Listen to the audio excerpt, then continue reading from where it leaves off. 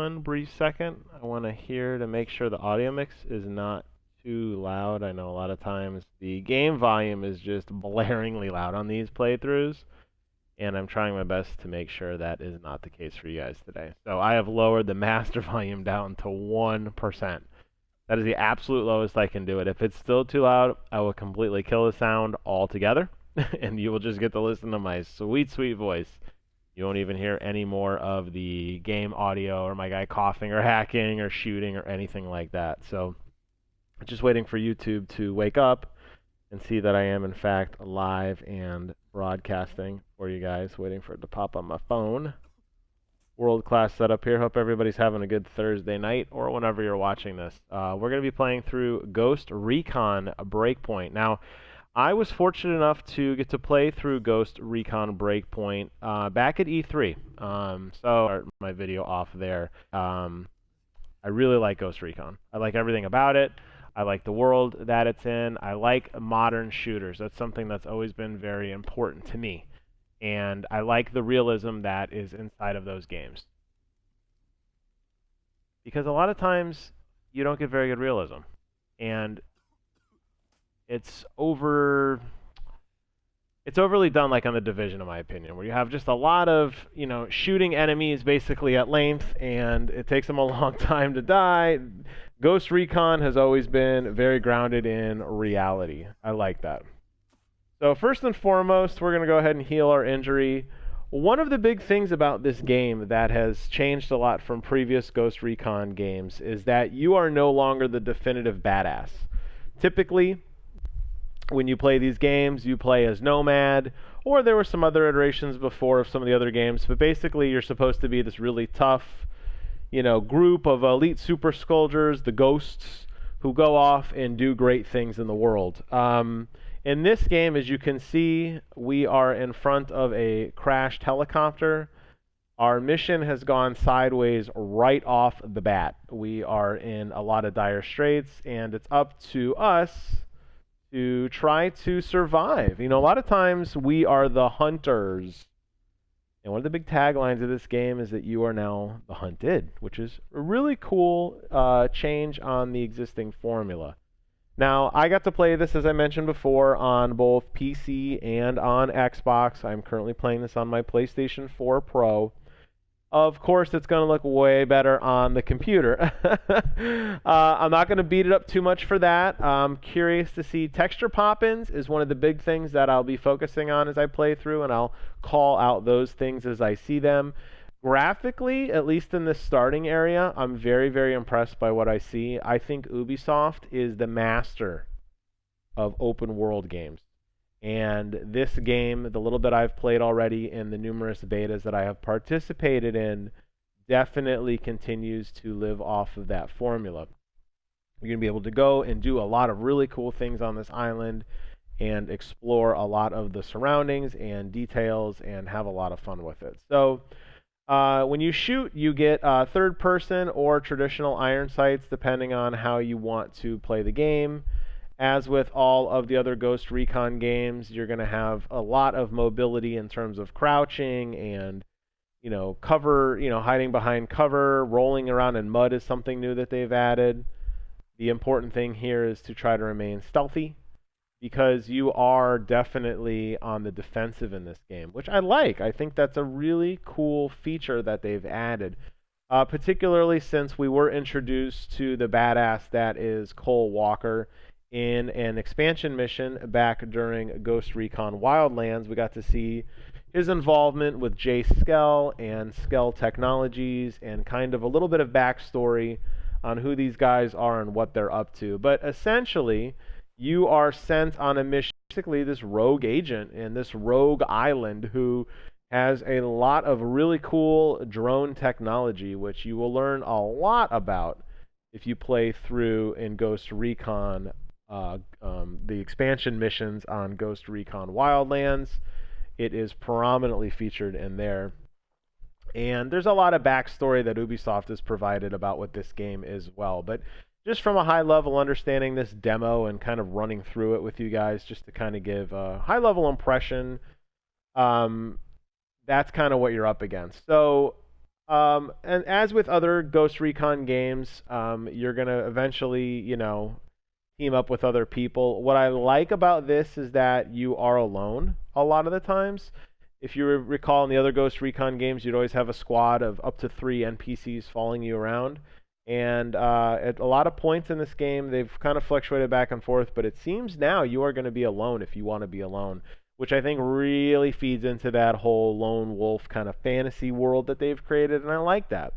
As such, you have to kind of choose your engagements carefully, and you could see coming up here, we're going to get our first little engagement here. Let me just, I don't know how you do the toggle the shoulder view. Let's see, that's compass.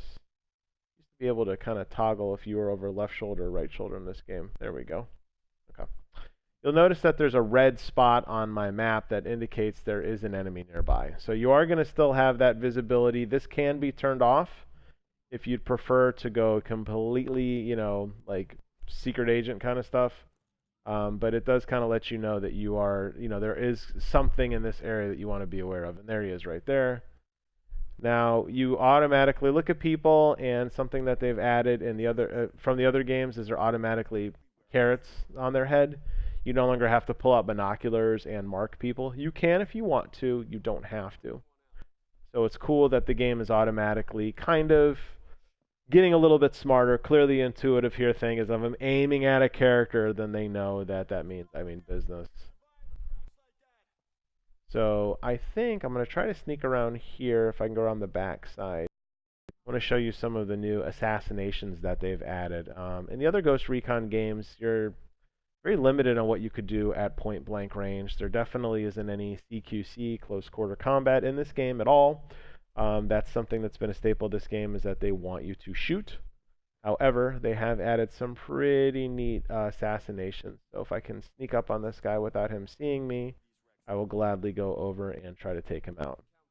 Now you'll notice right off the bat too that the guards are a lot more mobile than they were in the past. A lot of the other Ghost Recon games, guards were very static. They would look at a set direction and they would just kind of stare, let's see if I can grab him, neutralize. There you go. So you could see a little bit of that there. Oh, that's not so good. Oh gosh. This totally went sideways, didn't it? Using this guy as a human shield, and now I can go ahead and knock him out if you want to be non-lethal. And as you know, because we're morbid, you could just shoot him if you want to, but I'll leave him there.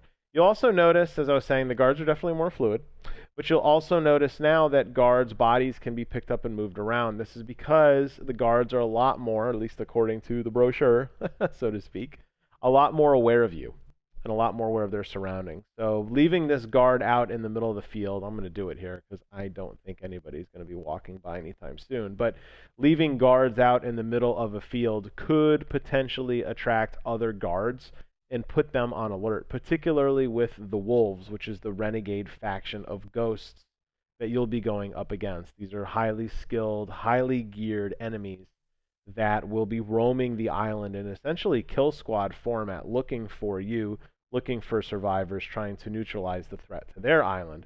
So it's really important to kind of tidy up your mess, and that is something that is definitely a lot newer in these Ghost Recon games that you haven't really seen much before. I think back to like Hitman or some of those other open world games where it did kind of matter. In this case, it definitely does. So you can also see that this guy's kind of looking over at me. He thinks he sees something out there. He's not really sure what it is. And I'm going to go ahead and switch to first person view and go ahead and try to hit him in the head. Wow. That was horrible. That was really bad. Notice too that the guards take cover. Immediately the other guard went and hid off to my right. They're trying to set up covering flank. I feel like a lot of the design philosophy that went into this game was about this system. And just, I'm very excited for this game. I've been very excited for this game for a very long time. So reading a lot of the details about it, reading the developer blogs, they definitely put a lot of effort into trying to create a little bit more realism from the guards. I think that's cool. As with other Ghost Recon games, there are experience points. You'll see that as I kill enemies, As I kill enemies, I do slowly start to earn experience, and I could start leveling up that way and unlocking new abilities. When we get one, I'll go ahead and show you what that looks like as well. It's also important to kind of go through as we're walking here. You'll notice I don't have any guns. Actually, let's go ahead and jump into the inventory menu very briefly. You'll notice I am carrying a single pistol. I don't have any primary or secondary weapons. A lot of my perks are locked. A lot of my gear is like level 1 gear, very, very basic. Um, that's because you are alone here. You have to scavenge for everything. Unlike those missions where you start off and you are fully geared, you're coming in hot with a squad. In this game you are basically alone. So a lot of scavenging and looting is going to be required to slowly gear up your character to kind of go on the offensive against the wolves, which again is also a very, very different thing from previous Ghost Recon games as well. So thankfully, though, they're going to get you started a little bit. We're going to find some basic gear here, some ammunition, some guns, that sort of thing. So let's go ahead and equip this gun. They're going to show me how to do a loadout here. So go ahead and pick it up. You can see each gun has different statistics in terms of reload speed and spray. You can also go into the gunsmith, and you can edit different parts of the gun, including the magazine, the muzzle, the rail, the scope, and the underbarrel attachment. This was seen prominently in the Division. It made its way to Division 2. It is now available here. And then you get a nice little kind of explanation of what the gun does and how it works. You can also unlock various paints later on. I think actually some of them are free right away. Some of them are locked by completing various achievements. This is still in beta, so I'm not picking on the fact that some of these are incomplete tooltips, but if you wanted to add different flair to your gun and you wanted to have, I don't know, Coyote Brine magazine, you can. Why not, right? Live a little. Let's go ahead and equip that, and now you can see my loadout here. I believe you switch guns with triangle. There we go. So comes already with a nice little scope on there. Got a nice little silencer attachment to it. Looks pretty. Is there a silencer? Sure sounds like a silencer, doesn't it? Actually, let's look and see. Yep, because that's a silencer off. Let's hear it loud. Actually, not that much quieter. That's okay. I like the suppressor. I think the suppressors are very cool in these games, so I'm going to leave it on. Another thing to point out as I'm playing through this as well is you'll notice that the interface from time to time does go away. Now, this is an option you could change in the game, but at any time, if you want to play and just kind of enjoy the world for what it is, you can press a button and eventually, even over time, just standing still, the interface will go away. Now, they still will leave quest markers there for you to kind of help out, but if you want to just kind of enjoy the world for what it is, you have that option as well, which is actually really, really nice. We're going to check for survivors here. As you can expect, most of these guys did not make it,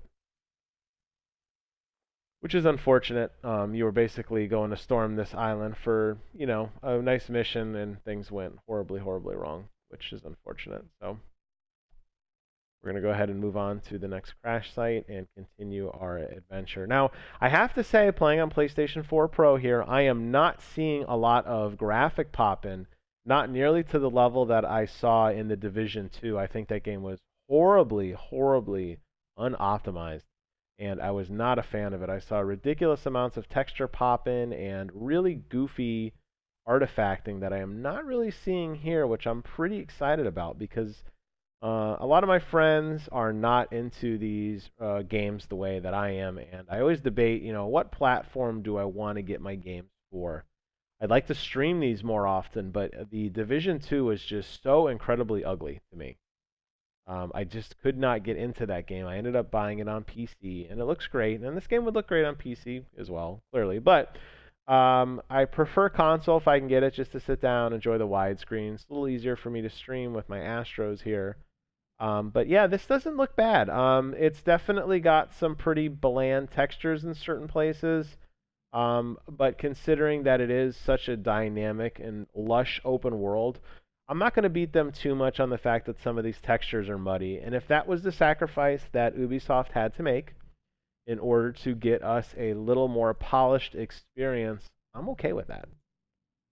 And I mean, there's some, we could start beating up some of the shadows, and we could start beating up um, some of the more muddy textures on the walls and stuff like that. But it doesn't bother me. I sink right into this. So this is great. I'm glad that they made this beta available for everyone to check out. As I mentioned, I had done some pretty extensive testing with this before, and there was definitely a lot of issues. And I'm glad to see that things are starting to look better, even on the horizon too. Just kind of keep an eye on the horizon, where you would expect to see some texture pop-ins from some of the trees, perhaps, or some of the detailing, particularly around chain link fences. You start to notice a lot of aliasing issues there. I just noticed my crosshair popped red for a brief second. I wonder if there's an enemy patrolling out there. I guess not. You will eventually get the toolkit, which will allow you to cut open chain link fences, and you will be able to breach a lot easier than you would have been able to on Ghost Recon Wildlands, something that I was very, very unhappy about. These elite soldiers, I used to have to hijack helicopters to fly over walls to get into some areas because I just could not figure out a way to get in. Thankfully, with this game, they will be adding a breach effect, so you will be able to cut through fences where you want to, and you should be able to maneuver a little bit more easily in the gaming world, which is great. So we're coming up here on another bunker. This island definitely has a lot of very interesting terrain to it. Kind of a taken over hostile environment with all these crazy drones and everything. But just like all Ubisoft games, it pays to explore and it pays to look in the world. There you can see I got a small piece of upgrade. Looks like these guys saw me or heard me. Nope. I guess they just kind of activated them. These are not ghosts or wolves, rather. These are just rando dudes. As such, they're very lightly armored, and they should be able to, now that I have a nice automatic weapon, should be able to take these dudes out pretty easily. So go ahead and get our silencer. We have our silencer on, and there's one. His buddy's going to turn around, and it's too late. Double headshot. Beautiful. Textbook. And you can loot them automatically. You pick up different pieces of gear from them, that sort of thing. Something else that has been added into the game is, since I'll go ahead and talk about it, is the new prone camo system. So again, because you are kind of out in the world, you can lay down at any time in the mud, roll around, cover your body in dirt and mud and grit, and lay very still. And you'll notice that the edges of the screen have gotten a little bit darker, and you'll notice that your character now, kind of laying a little more still. That's because you are now very, very difficult to see. As you start moving, it does kind of open up. The game indicated in the trailers, and this remains to be seen until the full experience, that there will be times that you will not want to engage. You will actually want to remain hidden. So there's been a lot of effort put into this new prone system, particularly with your very reduced field of the stealth and being detected and all that, because there's going to be times that you're going to basically have to hide. You're not going to be able to engage enemies, which I think is really, really cool. I like that idea. So I'm looking forward to seeing how that plays out in the story and in just moment by moment encounters. So let's go ahead and take a quick look at the map. As kind of with Ghost Recon Wildlands, there are a lot of different areas. Now we are on the island, so there obviously are water all around us. You can see that there are different areas that are, predetermined areas, and these will be major story areas. Inside here, you'll see some of the, known missions or known areas that they want you to go ahead and check out. The map seems pretty big to me. I don't know if it opens up more, if there's other islands to explore, or if there are other caves or anything, buried underneath, or if we're going to go to another location later on, maybe this island down here, or secondary map opens. I'm not really entirely sure. What I can tell you, though, is that the nice thing about this game and all Ubisoft games, I really do believe, is they are the kings of open worlds. So I have no doubt in my mind that they are going to be providing us with some great areas to explore. You see, you have major objectives and main missions and optional objectives, and the map will be littered with lots of collectibles and things to do and people to see and loot and shoot and that sort of wonderful thing. Really quickly before I forget, let me go ahead and equip the helmet that I just received, which, there we go. Now, you also have the skin override feature, which is prominent in other Ubisoft games, where if you don't like the look of something, you can turn it off, which I guess the feature is not working right now. That's okay, it's in beta. um, so if you like a certain look of your character, like for example, if you don't like the fact that your character is now wearing a helmet, you can essentially turn that off. Say, you know what, I want the perks of wearing a helmet, but I don't want to actually see it. So you have that ability as well, and that's kind of nice. So if you get a certain look, or you want to be, the topless warrior or whatever, there's a lot of stuff that you will be able to turn on and off, and you'll be able to get just that perfect cosmetic look for your hero, which is cool. I like that.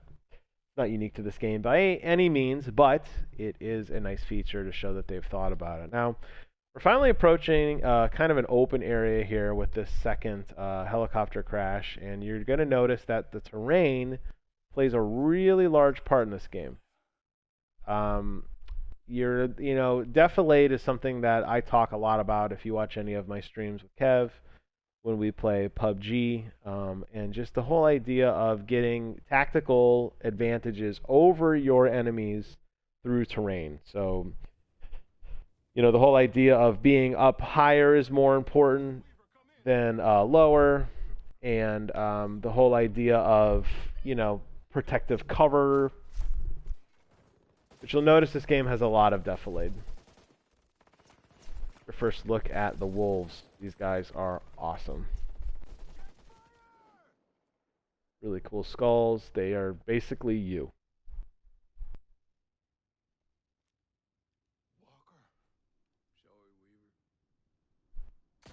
Oh! That's not very nice. Although I wonder what the tactical advantage of wearing a nice giant storm kind of coat looking thing is. That doesn't make a whole lot of sense to me. And you'll notice here, very similar, that they introduced this in the previous Assassin's Creed games. You now start to have enemy levels that are independent of your character level. So if an enemy has a red mark over their head, basically stay away. And you're going to have to increase your character's gear score to be able to combat these enemies. And because it's a tutorial, they're kind of letting you know that this is what they call a danger zone. So we can go ahead and kind of hide here a little bit and look around. Now, you can, and my friends and I did this last time we played on the PC, if you take a really long time, you can absolutely take these guys out. They are extremely difficult. And it took me, Kevin, and Matt basically 20 minutes of strategically using defilade, hiding up here where we had nice, good sight lines, falling back into cover as necessary. I think I stood down over here somewhere. Kevin and Matt were up on the mountain. You can kill these guys. You're not going to get a lot for it in terms of experience. You're not going to get any kind of crazy items or rewards or anything. It's basically, these are artificial walls that Ubisoft has put in place that's saying, do not go here. Teaching you the just how insane the wolves actually are, and they truly do mean business. They will eradicate you rapidly. So for now, we're going to take the game's advice, and we are going to leave that area. And here you can see a little bit more of, nice open world. Draw distance and stuff looks really, really good. I'm not really sure why the game's giving me an issue there with my crosshairs. You could see, just out in the horizon, you could see the leaves and all that stuff. I'm not seeing a lot of texture pop in. It looks amazing to me in HDR. Hopefully it turns out well for you guys watching later on YouTube. I'm not sure what kind of algorithms PlayStation or YouTube put into making an uploaded video. Hopefully it looks good for you guys, but it looks amazing on this HDR display. And I am really enjoying the difference in shadows, especially you could see right through here. There's a nice big, kind of tree area. Why are my crosshairs doing that? Is that an alligator or something? What is that? Oh, it's just a rock. I don't know why my crosshair is acting up. There might be a reason behind it, but yeah, lots of really pretty areas to see. And as I was mentioning before, starting to talk a little bit before that cutscene kicked in, lots of great defilade and lots of great terrain to set up and achieve really good, firing solutions, so to speak, of putting yourself in a situation. Particularly here with the leaning aspect now, you'll notice that I go behind cover. When I let go of the left trigger, my character falls back in line behind the tree. This is really, really cool stuff. And I really like that. It's very, very, very neat how they do that. They've put a lot of thought into this game. There was never a doubt in my mind that this would be a game I would buy instantly. Just because I sank I don't know, 300 so hours into Ghost Recon Wildlands. I absolutely loved it. And I'm very, very excited that Breakpoint is performing as well as it is on the PlayStation. It's running through my head again. Maybe I should pick up that collector edition after all because I really want that Cole Walker statue. And I was being mature, and I did pre-order it, and then I canceled it. But this game's feeling really good right now. It's definitely, this is my kind of game, these tactical shooters. I love this kind of stuff. So let's go ahead and sneak up on these guys here, and as usual, we'll go and take them out. And just like with most guys, you get shot once or twice, you're probably not going to make it. So I like that you have that level of realism. There are guards all throughout the island. You can start to see some of these encounters. Could get a little dicey. Thankfully, a suppressor helps a ton. Using shadows and stealth and defilade help a ton. Taking out guys before they can alert their friends, that sort of thing. This guy knows something's up.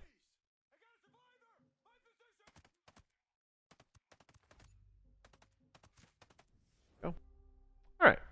So we've gone ahead and gotten our first level. So let's go ahead and take a look at how this works. There is a pretty nice skill tree that has been implemented into this game that allows you to specialize your ghost in a playstyle that fits you. Not unique to this game by any stretch of the imagination. If you've played any Ubisoft games before, you know exactly what I'm talking about. Each class has a different passive and what they call a class technique. And it asks you now to choose your first class. So there are 4 classes right now that you can select from. This menu is a little chuggy. Ooh. Ooh. It's beta. I'm not beating it up. I'm just pointing it out. You have a field medic, which includes a healing drone, which allows you to heal friendly teammates. I don't have any teammates. I'll probably be playing this game mostly alone. However, you also get to carry bodies faster and can self-revive, which is really, really nice. You also get an item unique to this class known as a med kit, which is a deployable device which gives you extra health and heals injuries. Next, we have Assault, which is their ability is True Grit, which is recoil reduction and damage resistance. Kills will heal and extend the duration. You get a gas grenade, which is a hand-thrown area control device, which does a little bit of dots, which is pretty cool as well. And you get extra health and bonuses with assault rifles and shotguns. A man of my heart, I am in love with shotguns, so I already know what class I'm picking. But for completeness, let's go ahead and show you guys the other 2. The next is a Panther. Panther, this was a class that was introduced previously in one of the Assassin's Creed games. This is the master of, stealth and then explosive violence. You're going to get the cloak and run, which allows you to basically deploy a smoke screen, which allows you to get away. And you're also going to get a cloaking spray, which makes you undetectable by drones, which is very important because towards the, I don't know how far we'll get in the game today, but this island is very technically advanced. There are drones everywhere. There are guards everywhere, helicopters, patrols, that sort of thing. Having a cloaking spray equipped makes you practically invisible, which is phenomenal. You also get an increase to stealth, you move faster, and your suppressors do not reduce your damage of your gun. Note if you do a headshot, it doesn't matter about a suppressor. Lastly, the sniper class, the sharpshooter, which has a nice technique known as the armor buster, which includes high penetration bullets with bonus damage. You also get a sensor launcher, which automatically marks all enemies in an area, not like what you were seeing before with just that red blob, but actually individual markers of each enemy, which is really, really nice. There's a lot of times you'll be inside of a building or inside a very dense area and you just see red and you don't really know what the enemies are doing or where they're at. Thanks to this class item, you will know exactly what is going on. Class proficiency, you're going to get a longer breath control with aiming, which allows you to get better sniper shots. And you're going to get a bonus to sniper rifles and DMRs, which is really, really cool. However, as you guys guessed, I am an assault man. I love my shotgun. So I'm going to go ahead and acquire this proficiency. And now you'll see I start to unlock skills. So each of these skills, you basically work your way through these different nodes. You can basically play however you want, which is nice. So you have to start through this kind of general basics, and then you start to branch off into some of the other things, such as weapons or increased upgrades to gear. Different recon abilities are over here. They have sniper abilities to the right, more tactical based, more survival based. If you're interested more in abilities like, let's take a look at this one, Mountaineer, for example. Less stamina used when sliding. That seems like it could be kind of useful. Rations. Extended rations in the bivouac. I haven't talked about the bivouac yet, but I will soon when we get to it. Different kinds of healing, that sort of thing. Lots of customization in how you play your character. And the nice thing is you can use these at any time. So if you want to swap them out and get more skill points, and you know what, I feel like being a Panther today, I feel like being an Assault today, you can. There's no penalty in that.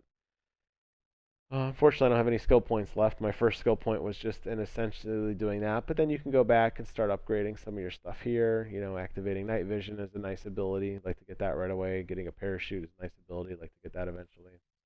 And you're going to get abilities basically by running around and exploring the world and by, attacking enemies and, uncovering the mysteries of this island, collecting data for, just completeness and lore and that sort of thing. So that's really neat. So we just picked up a deagle, which loot in this game is randomized. I say that because we were playing together before, me and the boys, and comparing the gear we got. Deagle, definitely a pretty heavy-duty gun. Thing kicks like a damn. Get the recoil on that thing. Holy smokes. Very cool, though. I like the Deagle. If you've played any length of Counter-Strike, you are very familiar with this weapon. So we're going to go ahead and check the second helicopter for survivors, and we're going to come to a startling revelation. I'll let that go ahead and play out. Mayday. This is Ghost Lead. Does anyone read? 555, Ghost Lead. Who is this? A friend. I got the radio from a ghost. This ghost still breathing. Ghost Lead, you can chase the White Rabbit. Or run with the Red Queen. Give me a sit rep. That can wait. Your man's getting medical treatment. Follow the trail behind the ancient ruins. Your destination is in the mountains between two waterfalls. Understood. Ghost Lead out.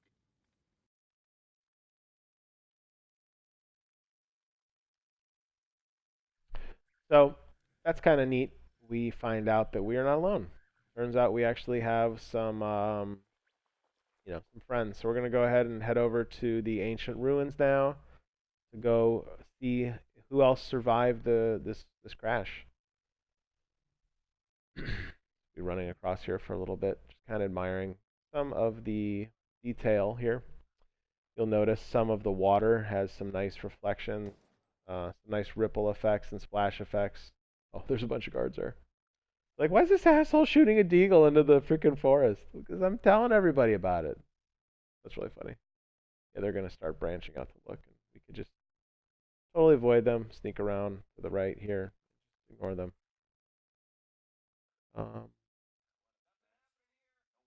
wanted to grab that vehicle though, so I'll probably go ahead and take him out, I guess.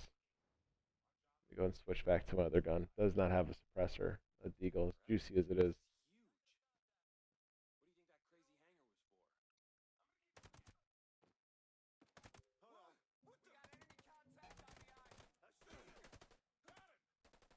So the cool thing is, you notice there, depending on the order you take these guards out. Be a guy back here somewhere. Got a red marker. There it is. Okay, there we go. Just got a level. Let's go ahead and check out our class upgrades. So, as I mentioned before, you can switch between classes. However, a new cool thing that they've added is a class rank. So you can go ahead and take a look at that. So let's go ahead and look at our class rank. So on top of just swapping out and going through that general skill tree, each class has different ranks, and you can see that over time you will get rank rewards. So rank reward 2 gives me resilience, which automatically increases my maximum HP and my injury resistance, and I also get some vanity item type stuff. At level 3, what do I get here for 3? Weapon paint. At level 4, an emblem. So there are some rewards for upgrading and sticking, kind of deep diving through a particular class, which I like. I don't see, it's nice that you have kind of like almost two systems in a sense. You have that overall system of upgrading stat points, and then you have that individual ability of your specialized class. So we go back to the skill menu here. I have another point. You'll notice if I wanted to stop and say, you know what, I want to try out medics or whatever, I can go ahead and procure those. But I'm going to go ahead and stick with this, and I really want the night vision goggles. I'd like to see what those look like. So I'm going to go ahead and procure those. Activate night vision by pressing D-pad right, unlocked by default, and Ghost War. There's night vision. I would guess normal night vision, probably a little blinding at this point. One of the things that I noticed, and I'm not picking on them too much, is it would have been cool to see an actual physical change to your character, a la Sam Fisher, but that's okay. I'm not beating it up. Observation.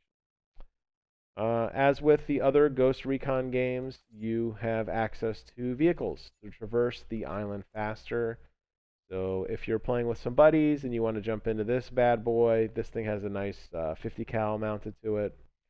There are also cars, just regular SUVs, and there are dirt bikes. So I'm going to take a dirt bike. One of my very big criticisms with Ghost Recon was just how bad the driving was, and I am happy to say it has greatly improved. That's not to say it's perfect. It's definitely not perfect. I'm still noticing some goofy lagging and weird stuff happening. But you know what? It's way better than it was, and honestly, that's saying a lot. You have the ability to honk your horn, flash your lights, create a sort of distraction against enemies. You can sort of drift, but not really.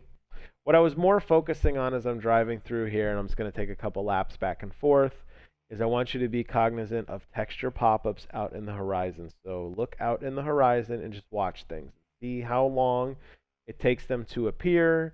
See how bad things are popping up in front of your field of view that weren't suddenly there before.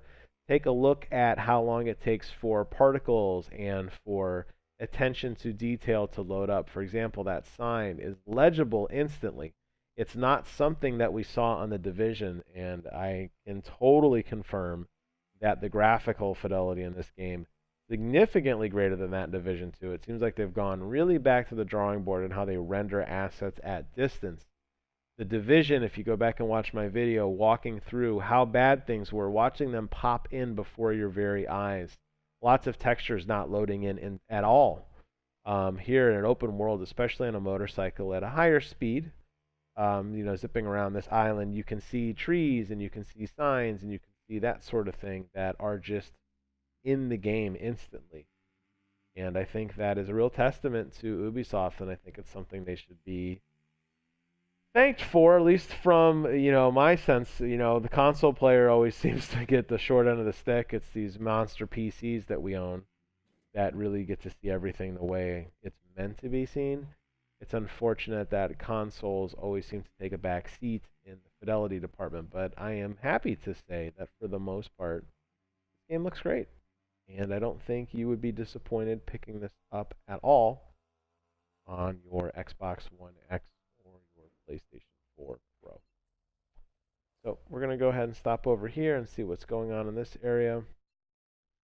Um, the radio call that I got indicated that there are other ghosts out. There are alive. There are other survivors. And what they want me to do is to reach the old Twin Fall Mountains. So let's go ahead and stump the jump here.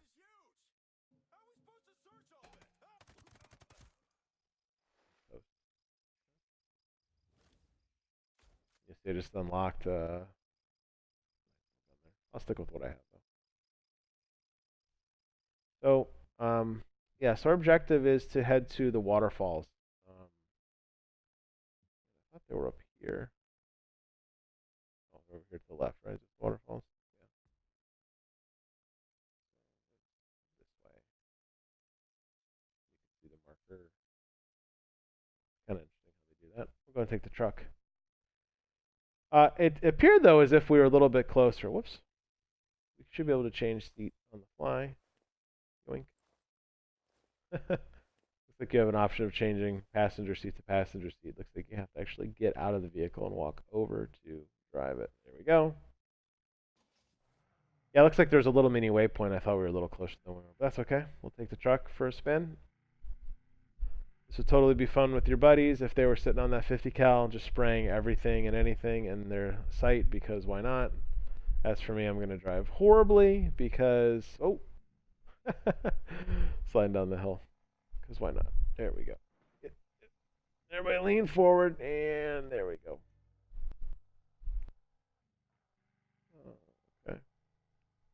Notice a lot of little question marks on my map. Those start to fill in as you get over to them. Some of them are waypoints for enemy encampments or different collectibles, different areas to explore. Basically, the whole Ubisoft model of tons and tons and tons of areas to explore and activities to complete on your map.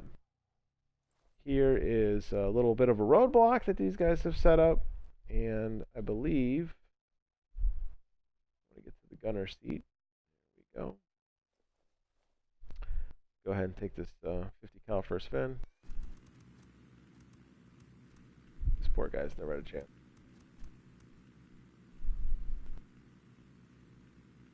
Well, this guy's put up a fight. And apparently the vehicle that they were driving in is mortal. I've emptied in I don't know how many rounds into it, and it still looks like it's in pretty good shape. That's okay. They're gone. Now, you could have also alternatively driven into them, basically at full speed, and just rammed into them, flashing your lights and your horn and just kind of run over them, but I wanted to show off some of the mounted turret stuff. Feels great in the DualShock 4. Aiming is very easy. The controls feel good. They feel responsive. I don't feel too laggy at all. With these tactical shooters, though, typically you're not going to be doing these 360 no scopes. You're going to be taking your time and lining up shots and being very meticulous about how you do things. So it's not like you need to have super snap-like controls, but they exist. If you want them, you can really toggle, all the settings and the controls if you want to be faster. I like it a little bit slower, more methodical. So here we are. We have reached the mountain, and we were told that inside the two mountains there are some ghosts who have set up shop. So we're going to run inside and see exactly who is here. Now, what this area is, actually, I think a little bit of dialogue. I'll let that play out, and then I'll talk you through what's going on. Stop right there. Who are you? I was invited. Who the hell are you? Another one. You can always turn around and go back down the mountain. Things are a little tense, Just watch how you handle that weapon. We don't allow shooting in Erewhon. And what's Erewhon? A cave, so we call it.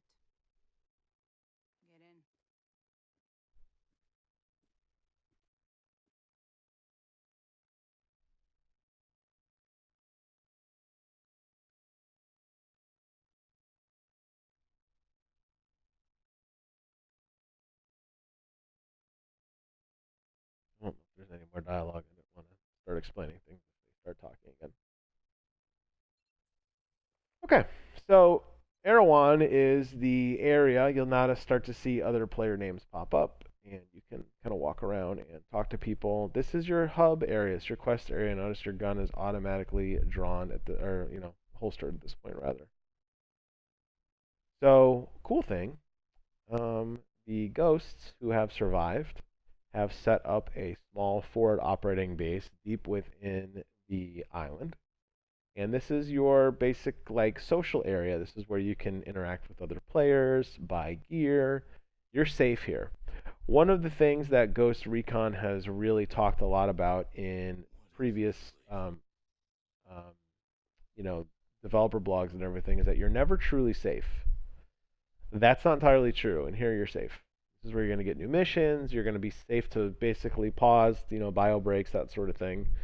This is where you could set up your bivouac, although you can set up a bivouac, which is basically your mobile campsite, anywhere you want, and address some of your field wounds and change gear and that sort of thing. This is also a safe place, and you'll see there's different quest markers and hubs and that sort of thing. So this is also where you go ahead and invite other players. Not right now, but that sort of thing. And there's a lot of different quest givers here. And you can talk to the different NPCs and kind of learn who they are, what they do, why they're here. Basically, it's a resistance group for everybody who's trying to, stay alive. I'm just going to go ahead and blow through this because it's kind of just more exposition that probably isn't beneficial right now.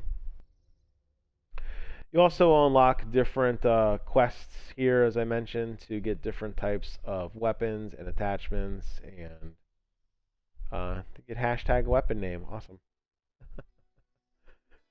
There's also, let's see where the objectives board is. I don't know if you can access that from here or not. There's a shop. Let's go ahead and check out the shop. All right here. Everybody wearing the starting level 1 gear, which is really funny. We're all the same. We all got the same quest gear. We're all a bunch of losers.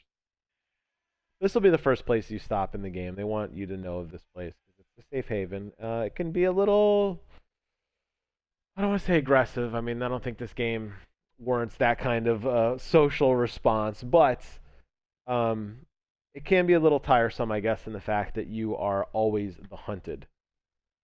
So this is kind of a nice place to rest. Talk to different people. You may recognize some of these people if you are a fan of Ghost Recon Wildlands.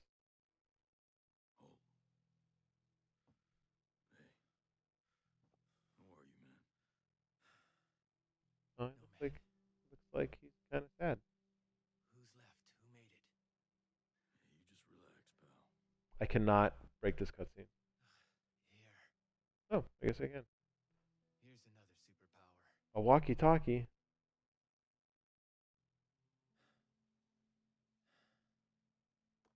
I can't find Midas. But Weaver. Yep. We saw what happened to Weaver. Cole took him out in a helicopter. Hey, just relax, pal. We'll take care of it, alright? Yeah, I guess you can fast forward a little bit. God, I can't reach Beep, beep, beep, beep. Okay, we're good.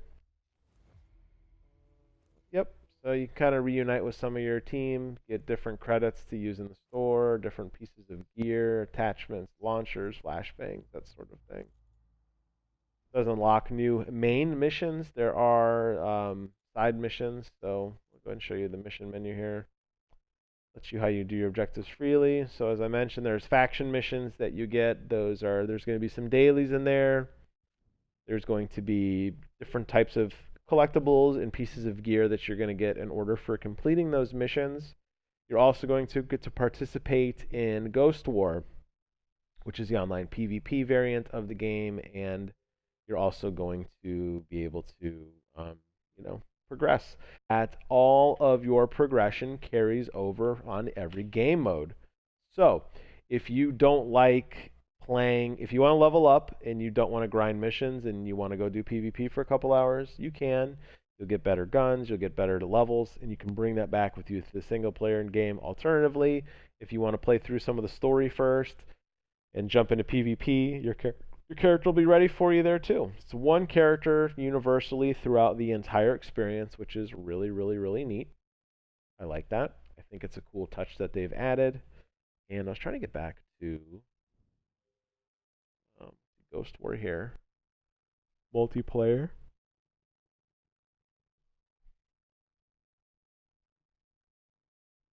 The Ghost War menu. Trying to get back to show you. There's all these people right now in your little instance. Here's your missions that I was trying to get to. So, the way this game is broken out, basically you have a ton of different objectives. This is what is known as the objectives board. I thought it was an actual board. In the earlier game I played, you actually had to walk up to a sign. Looks like you just get it in the game. You have different things you can do if you want to work on different attachments. For example, like you really want to get the suppressor or something. There are particular missions. So basically, they're telling you on the map, go find these. Here's all the suppressors that exist out there. If you want to, whoops, go back to that. The same thing holds true for different types of rails and attachments. So all these things are hidden out in the world for you to go to uncover. I'm sure people will start creating ridiculous walkthroughs on basically how to find everything.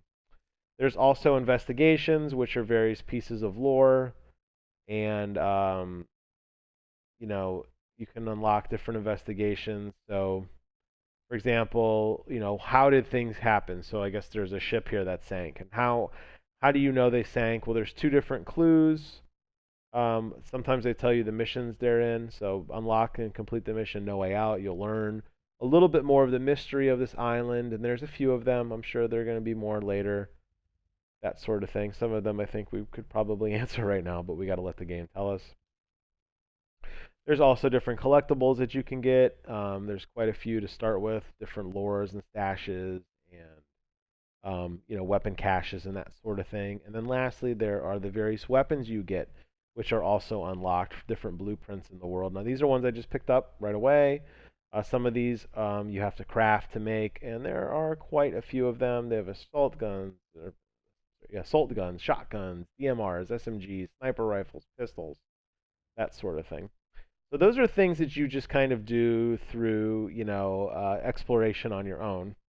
Over here we have the Ghost War and all of the Ghost War missions here. Eventually that will lead into the raid, which they haven't talked too much about yet. That's going to be something coming later. But Ghost War also has various missions that you're going to receive, kill so many enemies, mark so many players, whatever, and you will get accommodations for that. You'll get experience points, you'll get banners, pins, all that sort of thing. A lot of missions to do. Some of these will be repeatable over time. So if you're a fan of the PvP, you can jump into that and start diving right into Ghost War, which is really, really cool. I'm trying to get back to the objectives board. Sorry. Going the wrong way. Going the wrong way. There we go. Then down here you have Cole Walker, the badass himself, the man of the hour, and opposite of him, Jay Skell, the CEO of Skelltech. Those are your two primary missions. However, there are a lot of lieutenants that are underneath them that we don't even know who they are. We don't even know how they relate to Cole at all. And we're going to have to take them out. So slowly, we're going to learn information on who these people are and where they're hiding, what they're doing, why they're doing it, and probably systematically, horrifically murdering them. Over here on the right, you have faction rewards, which are a separate set of missions from the various groups that you will uncover. Those have their own set of rewards as well. So lots of different ways to progress through the story. Here you can see it's very clearly marked. You have your main missions, your faction missions, and your objectives. Not to mention all of, they're on the map, very easy. Not to mention, it'll show you some of the pop-ups, like right here, like, oh, did you want to get the Mark 14? Well, just go here, and that's how you're going to get it. Some of the stuff is laid out. Some of the stuff is going to be up to you to uncover and explore. There'll probably be some stuff that's hidden behind some of those other challenges that we looked at. Now, the nice thing is also, you saw that I got a pretty good jump of stat points. That's because some of these skills later on will require more. I don't know if these are showing them now. Will require more points. So They're not going to be stingy early on getting you up and running to kind of select what you want your character to be all about, which is nice. And as you can see, now that I've started unlocking 2 of the basics, I start to unlock some of the other areas of the tree, so I could start focusing more on stealth. I could work my way over to the gadget tree if I want to start getting into more explosives or carrying capacity, EMPs, drones, scavenging equipment, that sort of thing. What's this one? Looks like some kind of fall thing. Burst forth. Equip this perk to increase movement speed. Well, who doesn't want that? And we have different rations you can craft at the bivouac. There's a lot of you're going to be picking up materials and crafting like potions and tonics and everything that will give you various buffs, that sort of thing, which is nice. So I'm not going to worry about all these points, but you get the idea.